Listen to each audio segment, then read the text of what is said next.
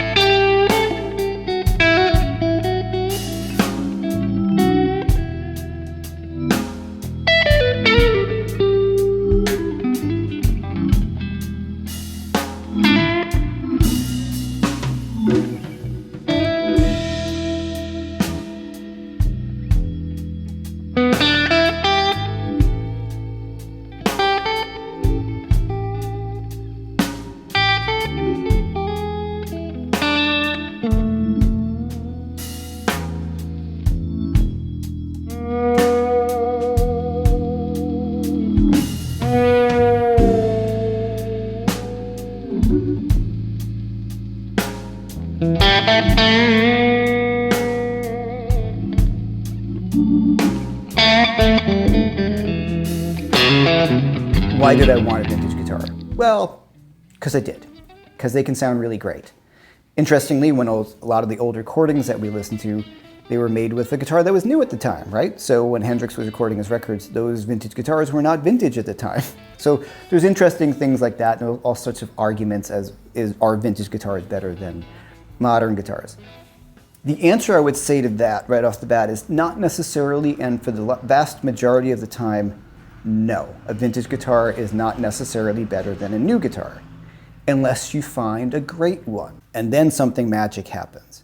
I've really been very fortunate to work with a number of people, helping consult people, and I've been around lots and lots of vintage guitars for extended periods of time. I've probably played at least 20 bursts in my life. I really know, I've gotten to learn what to look for in guitars and what are good guitars. I played countless Strats and Telecasters since blackguards, no casters, all the way up to custom shops. Same thing with Stratocasters. So I have a really good sense of what a good vintage guitar or what a good guitar is in general. I will say the majority of the vintage guitars I've tried were not great. They might have been good, but not like anywhere near any of the price tag, especially what things are going for right now. I've played some 1959 bursts and 57s and 58s that I wouldn't buy. If you didn't know it was a vintage instrument, you'd be like, oh, this is whatever, not a great guitar. Heavy, dead sounding, bright, played terribly, all these things like that. So there's all these different factors that can happen when you're checking out vintage guitars. But when you do find a good one, they can be magical. Before we get into the guitar, I would love you to check out JM Guitar Lessons. That's my website where I have some really cool stuff like background tracks, master classes that you can take, and my guitar reference guide, which I have created to coincide with any kind of lessons that I do online. I'm going to be referring to that book as we talk about pentatonic scales. You have your pentatonic scale fingerings, major scale fingerings, triad fingerings, arpeggio fingerings, inversions, chord progressions, basic theory, chord voicings, etc. All the things I think you need to know to get rolling on a guitar. And as I said in a lot of my performance videos and teaching videos, I will be referring to that book so we can do these things together. So I'd love for you to check that out. So let me talk about the story about this guitar. So I decided I wanted a vintage Stratocaster because I've always wanted one. It's what I do for a living. I've been doing this my whole life. So I really thought it's a good time to try to do this. And this was a few years ago when they were more affordable, in quotation marks. The way the market is at the moment, when this video is coming out, 2022, no way could I afford to do this at this point. So what did I do to get this? I knew I have a few friends who are really vintage guitar guys. Two guys, my friend Tracy Farmer and also my really good friend Holger Notzel. Now Holger is well known in the vintage guitar market for having an amazing amount of knowledge, also a guitar repairer. Vintage guitars specifically, does amazing stuff, does work for names of people that we all know. And he's a good friend and really a historian on guitars. He also designs Comet amplifiers and one of the owners of the company. My friend Tracy is just a guy who really knows his stuff on vintage guitars, and he's in the game, as they call it. So first of all, how do you get in the game of getting a vintage guitar? Because sometimes it's a bit of a game. And when I say that is, most people who are don't have a lot of money like myself, how do you get into a vintage guitar? And this is what I mean by the game. You know people, you're in the business, you buy, sell, trade guitars, and you start to increase the value. And that's how a lot of people get into vintage guitars. They buy one, then they trade it when the market goes up, and then they sell it and they get another one, and they start trading up to a higher value guitar. That's a different game or market than I'm in. I don't want to do that. I just wanted the guitar that I wanted to play for the rest of my life, and I believe I found that with the Stratocaster. So how did I get this guitar? Well, the first thing, I saved a lot of money, and I also sold a bunch of guitars that I didn't necessarily want to sell, but it was a sacrifice. A Les Paul, I had a Collings, I had a Stratocaster, so that really reduced the sticker shock, right? I sold a number of guitars to do this, and that's usually how people get to it. So I had this feeling I'd rather just have one really great guitar that I play all the time that might have some more long-term value and fill a lifelong dream that I had to have a vintage instrument. So, nothing's for free and you got to make a sacrifice somewhere. So I sold those guitars. Do I miss them? Yeah, because, I love guitars, sure, but was it worth it? Yes, absolutely. For me, it was worth it. So the story of the guitar. I was looking for a vintage guitar. I decided I wanted to get one. I had a limited budget, and I had saved money, and then putting in these prices of the sale price of the other guitars, I had saved the money. So you want to be able to pounce when the time is right. Okay, so if you find a great guitar, you usually have to kind of jump on it because it could go pretty quickly. So how this came up was, my friend Tracy sent me a link to a guitar in Reverb, and it turns out he lived around the corner, literally around the corner. So that was kind of fun. So I went over his place. He fortunately knew who I was from my True Fire videos and the record I'd done with Robin. So he knew who I was. So I didn't think it was some sort of crazy person coming to his house. So when I get to his place, he has a little Vox Pathfinder amp, and the guitar had really high action at the time and completely dead rusted strings, like crazy rusted, like they made squeaky sounds when you move your fingers. So the guitar is essentially a torture device, and through the amplifier he had, it sounded, it was terrible. I said, all right, well, I'm going to, let me think about it. And then I went on the road with Robin for a few weeks, and I gave him a call when I got back, and I said, you still have that Strat? He said, well, actually, I took it off the market because he had hurt his back and he just didn't want to deal with selling the guitar just yet. And I don't think he was really crazy about selling it. So since he knew who I was and I was in the neighborhood, he said, look, why don't I let you borrow the guitar for the day? You can restring it. You can, adjust the neck and all that. And I said, well, why don't you come over while I do all that so you can see what's going on? And he said, that's a great idea. So he came over with the guitar. And I called my friend Holger, who I mentioned before, and I had him FaceTime, so we took a look at the insides of the guitar. So everything in the guitar is all original, except for there's a 5-way switch here. So everything was original, gray bottom pickups, the purple wire, original pots. These are all original frets. Well, they were original frets. The original nut was on the guitar. The vintage guitar market, buyer beware for sure. Many things are not what they appear. There's a lot of fakes out there. There's a lot of changed parts. It's like any business. You have to be careful. It's easy to get scammed in it. So it really helps when you have a friend who's super knowledgeable in vintage guitars, right? So if you are looking for a guitar, I would even hire someone as a consultant if you're thinking about dropping that kind of money, right? You pay somebody a few $100 to make sure the guitar is right for you. Or buy from a reputable store, of course. So this is things that are important to know. So I restrung the guitar, and I had it for a few hours while he went out, and he came back, and it was just a great guitar. It was amazing. I thought it sounded great. I'd had enough experience to know when I was playing a good guitar. So we made the deal, and I bought it, and talk about those moments of buyer's remorse in a way when you're like, oh my God, like, what have I just done? And the vintage guitar market can go up and down like stocks. Like right now it's crazy, but who knows, in 5 years it could totally crash. Most of the people who are really interested in vintage guitars are guys in my age group or older, right? You don't see like 25-year-olds coveting vintage Strats, maybe some, but for the most part, it's older guys who grew up loving people who played these guitars. If you're growing up listening to like modern metal bands, they're not playing old Strats. So that's something to think about. So I bought the guitar because I wanted a great sounding old guitar, because I know when you get a great one, they're amazing. And that's what I wanted. If it wasn't a great guitar, I wasn't going to buy it. I had made that clear. I play Michael Tuttle's guitars. They are spectacular. I take those on the road if I can't have the guitar on my site at all times.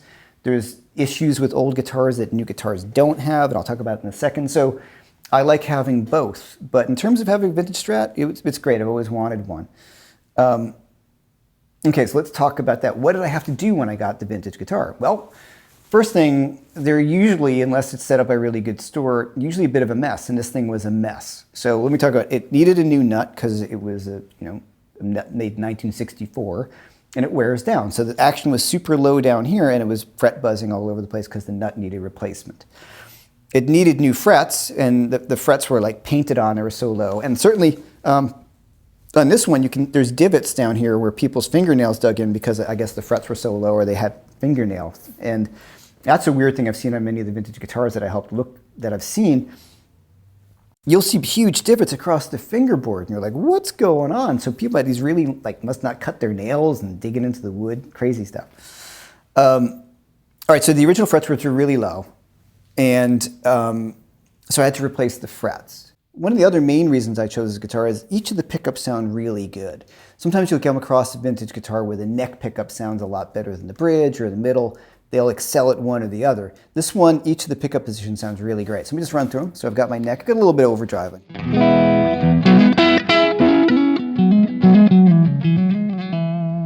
Play it the traditional Hendrixy licks. And these two.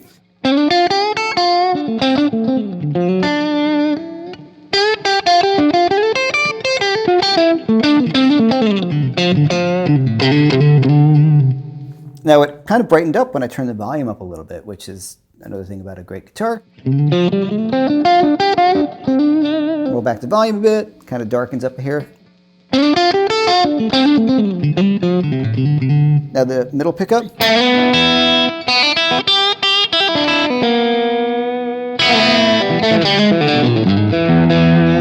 Playing these stock blues licks. So now the bridge in the middle.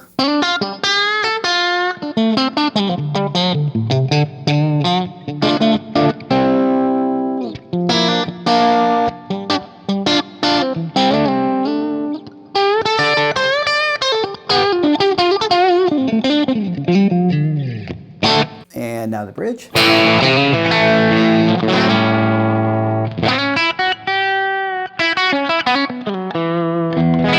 Now one modification I've done to the guitar is I've put the tone knob on the bridge. I've taken off the middle pickup. I do this, if you watch my dialing your Stratocaster video, I get into detail about how I dial in the guitar. But here I can match out the pickup sounds a little bit. Sometimes the bridge pickup would be a bit spiky and bright. Other things that happen with vintage guitars or vintage Strats in particular, especially this era like the 60s, is the pickguard will shrink. And you can see there's a crack right here. So Holger fixed that. It's got to be fixed again because it continues to shrink. And these are just kind of patch jobs after some point in time.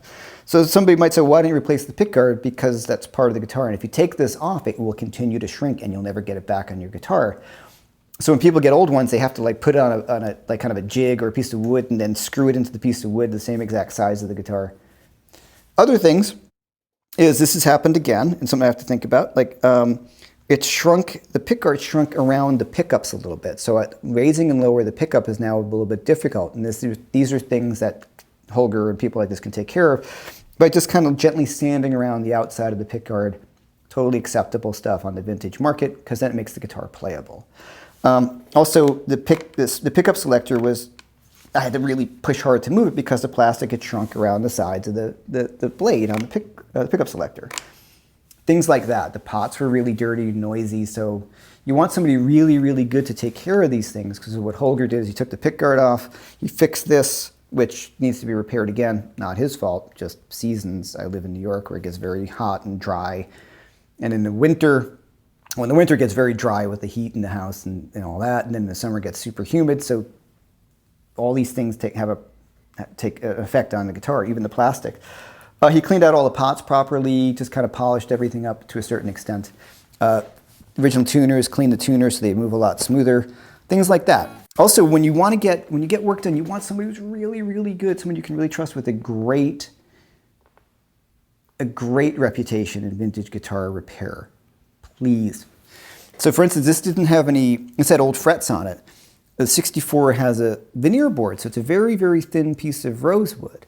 And a lot of refretted 64s or veneer boards, the person who refretted it when they didn't so much care or they're sloppy would have the fret slots, and they cut them down so the fret slots got into the maple, right? Does that ruin the guitar? No, no, it's just aesthetic. You know, it's an aesthetic thing. But if you want to resell the guitar, you want to try to keep it as pristine as you possibly can to a certain degree. And it hadn't been done before, so a good guitar repair guy can get that correctly, can do that correctly for you. Can't say enough about Holger Notzel, my good friend, or Matt Brewster at 30th Street Guitars here in Manhattan. Both guys who know these kind of guitars and do great work. Also, okay, when I bought it, it didn't have as much wear as it has now. So I was looking for a player grade guitar, not a mint piece, because they wear fairly easily. So this was not nearly as worn down when I got it. This stuff right here, I'm trying to figure out where that came from. Figure out it's from putting in a gig bag, right? You put it in, it's a soft finish. This right here, I was trying to figure out what that was. And Holger's like, oh yeah, that's from people putting it in and out of a case for 60 years because the case rubs against the side. So these things can wear out pretty quickly. So I didn't want a museum piece. Another thing to think about, what's really important is keeping all the stuff that you change on the guitar. So for me, a refret is completely acceptable and pretty common practice, especially if you want to play the guitar. If it's a vintage mint guitar in perfect condition, if you want to refret that, that's going to change the value of the guitar. That's like a collector's piece as opposed to a player's guitar. So what is a player's guitar? Well, traditionally a player grade vintage guitar would be one that's kind of beaten up, or one that's been really messed with, like it has a route underneath here, it's been refinished, pickups rewound or pickups changed out, electronics are not original, things like that, like an overspray. In other words, like people sprayed the neck or refinished the neck. Those kind of things diminish the price of the guitar as a vintage guitar. Don't necessarily make it sound any better or worse. It's just if you're talking from a collector's angle. So most professional guitar players go for those because we can't afford the museum pieces usually, right? I can't. And we want those because we really want to play them. Okay, so that brings me to these other questions. Why is this guitar so good? And why are some vintage guitars not so good? Guitars are made out of wood. So some guitars just happen to be better than others. You probably found that in your own experience as well, that some resonate really well and some are dead as a doornail. The majority of vintage guitars I've tried, I would not pay any money for. I think they're terrible. They might play horribly, that's part of it, but they just were heavy or they didn't sound good. They were bright. They all have their own sounds. So the vast majority of them I have found were not guitars that I would think would be anywhere near that kind of money. So when I had a chance to sit with this one, I realized that this was a really good one. I don't need somebody to confirm that for me, but I have had it confirmed by a number of really great guitar players who own vintage guitars, and they're like, yeah, this is a great one. And I think you can hear it from the demos.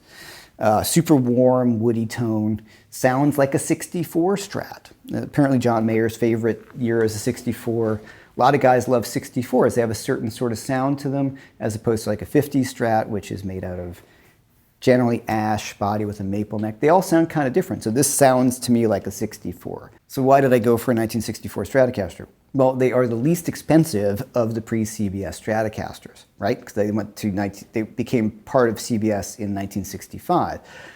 1965 Stratocasters can be great because it's still the old construction into 1966, all those kind of things like that. But from a sales point of view or a value, pre-CBS Strats are the most desirable. This is the year that this is the transition logo. They were still owned by Fender. The older back in time you go, 63, 62, you don't have the slab, you have a slab board, you have a rosewood neck, or I'm sorry, maple neck, or any of those things. Those guitars are more expensive because they're just older and they're more valuable the further back in time they go, generally speaking. I'm not talking about custom colors and all those things. So it was the most affordable. Do I love this look? It's not my favorite. I love the two-tone. This is paint. So this yellow is paint. They dip the guitar in paint, then they spray the sunburst over it. It's, I think it looks awesome because it is what it is, but is it my favorite look for a Strat? Probably not. I love the two-tone burst. That's my favorite sort of look. But who cares? It's a great guitar. When you get a vintage guitar, you can make them very playable, but they will never play the way something like a modern guitar like a Tuttle might, or an Anderson or a Sir, or a Fender custom shop with a 10-inch radius or 12-inch. This plays really great, but it doesn't play as easily as a modern guitar. So those are things you want to think about, right?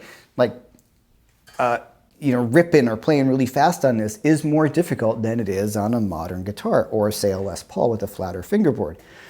There's a bunch of reasons for that. Mainly the curve in the fingerboard, 7 1/4 radius. We got the curve right here. When you're playing on a flatter plane, the picking is easier. This rotating, like if there's a curve, like it just requires a little bit more motion in your pick hand. I can talk about that in a different video. Yes, Yngwie plays on a 7 1/4 radius and he's amazingly fast. I'm just talking in generalities here, right? That's just a general thing that's kind of accepted. That flatter fingerboards, that's why all the shredders play the flatter fingerboards, because they're easier to play fast and to bend on.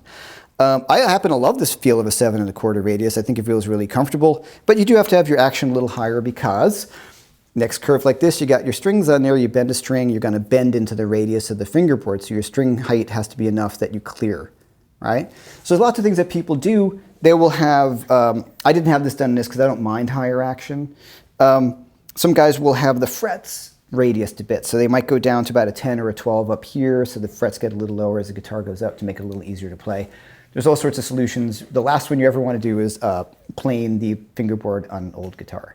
All right, so to end off this video, which I can talk about forever, was this worth it? In my mind, absolutely, because one, I don't care about any other vintage guitars. I have this vintage Stratocaster. Are there other vintage Strats that may sound better? Maybe. Will they sound a lot better? Probably not for this kind of Strat of 64. Are the ones that sound as good? Sure. Are the ones that don't sound nearly as good? Yeah, I played a lot of those, and a lot of those don't sound nearly as good as this one. So I'm very happy with this. Do I regret selling the guitar as I did to get this? Not one bit, because now I have the guitar. I feel like I'm done with Strats. I love this guitar. And I bought it to play it till the end of time, and hopefully we'll hand it off to somebody in my family. And it's an inspiring instrument. And I think the sad thing about the price of the vintage guitar market, but it's just the market, is players very often can't afford them, because a lot of the vintage guitars go to people with more means that generally the players don't have the kind of means to afford a vintage instrument. All right, once again, I'm Jeff McErlain. Please like and subscribe to the channel if you like it. Love to hear your comments on vintage guitars and guitars in general down below. See what you think. And yeah, hope to see you guys in the next one. Thanks.